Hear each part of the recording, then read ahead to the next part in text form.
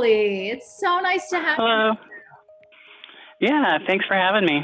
All right, so what I'm going to do is I'm going to hit the timer. You have around 30 seconds to a minute to introduce yourself, and then we'll have 5 minutes in total because the podcast is 5 minutes. All right? Okay. All right. Hit me with your elevator pitch. So I'm Natalee Fisher. I co-founded a company called StickyLife.com back in 2008. We produce custom decals, car magnets, license plates that our customers can design themselves through our website. We then print them, ship them out all over the U.S. and Canada. That was my old elevator pitch. I've refined my elevator pitch, though, based on some of the things that I've learned from some of your other videos. So we'll see how this turns out, and then maybe you can help me polish my pitch. Yes. That's what Okay, so my revised elevator pitch is, hello, I'm Natalee Fisher. I co-founded Sticky Life back in 2008. We help provide small businesses and marketing agencies and individual creatives with custom printed decals, car magnets, and other custom printed products without minimum quantity limits. So what I've learned is that I need to specify a group of people that meet or that collaborate, right? And that happens to be also our target market. Creative people, marketing agencies, as well as individual creatives. And one of the things that we help those people with is small quantity prints. A lot of our competitors have minimum quantity limits of like 1,000 pieces or more, which is like almost impossible for some smaller companies. So we've created a business that helps fill that niche or that void. And that's, so there's an old pitch and a new pitch.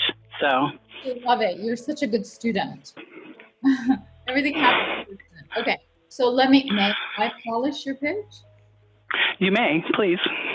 So what happens when a small marketing agency cannot get small runs? Does the project die? What happens, Natalee? If they can't get small runs, potentially their client is like, that's just too expensive. We have to revise our plans. So then the project for us dies, and that doesn't happen. But because we have no minimum quantity limits, those agencies have a place that they can fulfill their clients' needs. So the way you described it, that's more a pain for you than them. Well, if I lose a client, yeah, that would be a pain for me.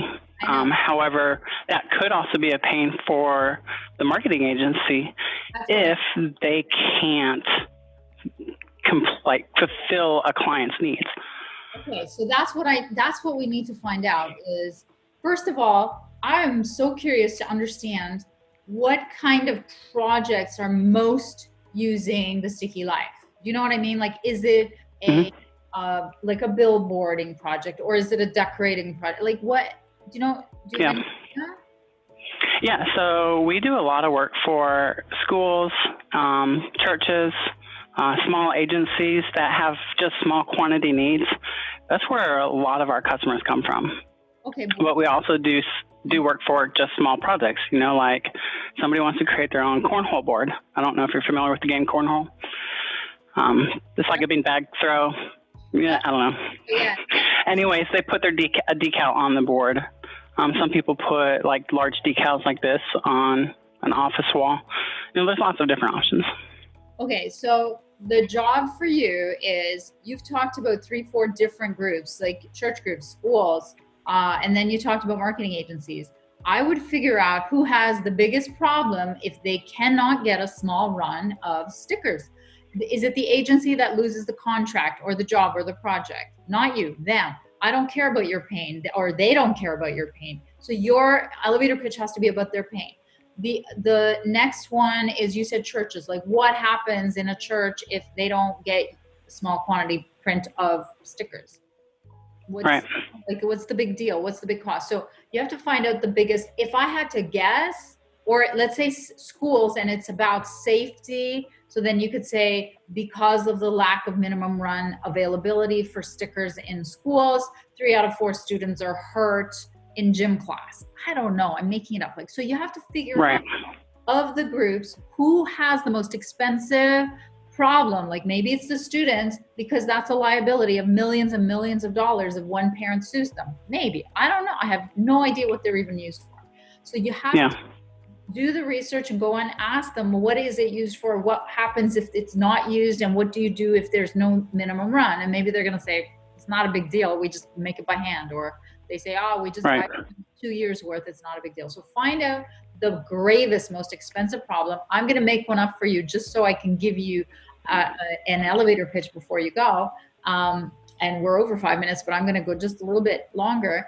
I'm going to say it's marketing agencies. I worked for 20 years for, buying from agencies at Pepsi. So let's say it's the smaller agencies or even the bigger agencies who cannot get their projects done. And let's say most of their projects have to do with on-site event management. I'm making it up. I have no idea.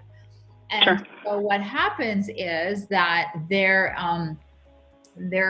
project costs too much because they have to go get it done specially through die cut at their own printer. And so I'm making it up. I have no idea. And they run into huge overcosts. So you could start off and you should only be networking with, let's say, marketing agencies, if that's the actual target that you find after the research. So you're talking to Mr. Marketing Agency and say, did you know you guys lose 3 out of 4 clients because of over budgets, because you can't get minimum runs on, projects like activation project, brand activation projects?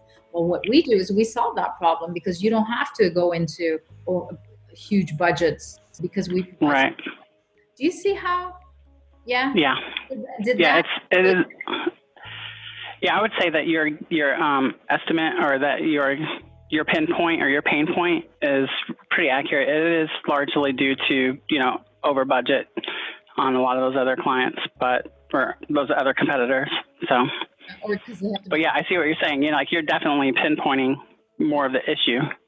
Yeah, because then you're talking about them. They're like, "Oh my God, I had it happen last week."